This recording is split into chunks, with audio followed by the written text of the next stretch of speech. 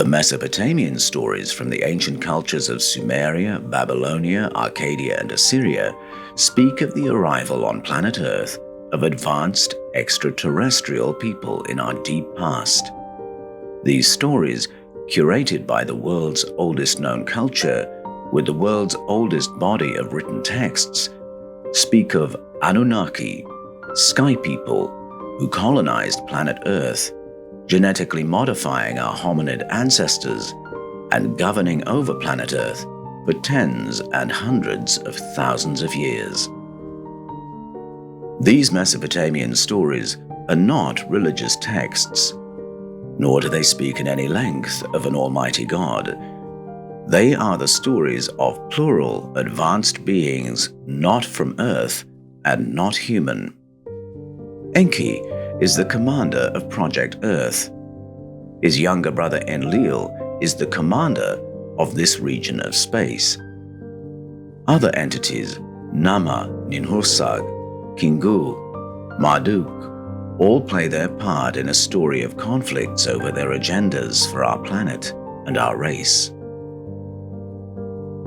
The stories of the Elohim, the powerful ones of the Bible, appear to be a summary form of these even more ancient recollections of sky people. The moment you put Elohim back into the plural and read these stories as the stories of the powerful ones, you realize what we have is the summary form of the Mesopotamian stories about Enlil and Enki and the sky people. So are the early narratives of Genesis creation stories, only giving the credit for that work of creation to a different kind of entity? Or is something else being recalled? The reason I'm so confident this is not a creation story as we imagine it to be is that before any word of creation is spoken, before the let there be light and the advent of the sun and the moon and the stars, planet Earth already exists and it's flooded and shrouded in darkness. Now, some would say you're over-interpreting the order of the sentences, that we've been told that in the beginning the Earth was in a chaotic state and now we're going to be told how we got there. The reason I don't think that is the right reading is that almost every ancestral narrative concerning the origins of our civilization begin with a planet that is flooded and shrouded in darkness. We find it here in Genesis. I am saying this is a restatement of the Mesopotamian stories, which begin with the descent of the sky people to the flood waters, which then have to be separated using vortices of wind. You go to the Philippines and you've got stories of the Tagalog, the hawk, hovering over the flood waters, using its wings to create vortices to begin clearing land so that the planet can be terraformed. You listen to the Edo people of Nigeria, and they talk about Osanabuwa, the Almighty One above the waters, who arrives and begins terraforming.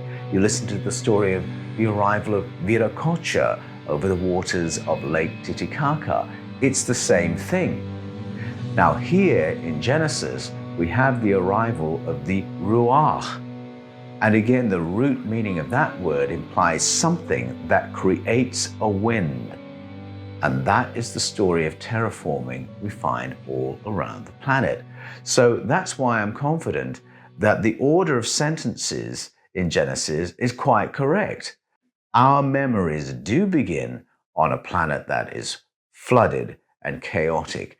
And the phrase in the Hebrew, tohu wabohu, implies the planet has been devastated by a cataclysm.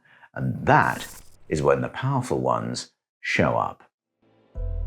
These correlations among ancient narratives in which our cultural memory begins on a flooded and devastated planet hint at the possibility that these stories have their roots in the ancestral memory of Earth's most recent planetary cataclysm, the global impact of the Clovis Comet, an extinction-level event, along with the trauma of the Younger Dryas Cold period from 12,800 to 11,600 years ago. These planetary changes would have caused sky fires, rapid freezing, and immense tsunamis on a global scale. Other anomalies in the stories of Genesis raise questions about the departure of Homo sapiens sapiens from the array of other hominids occupying planet Earth in the distant past.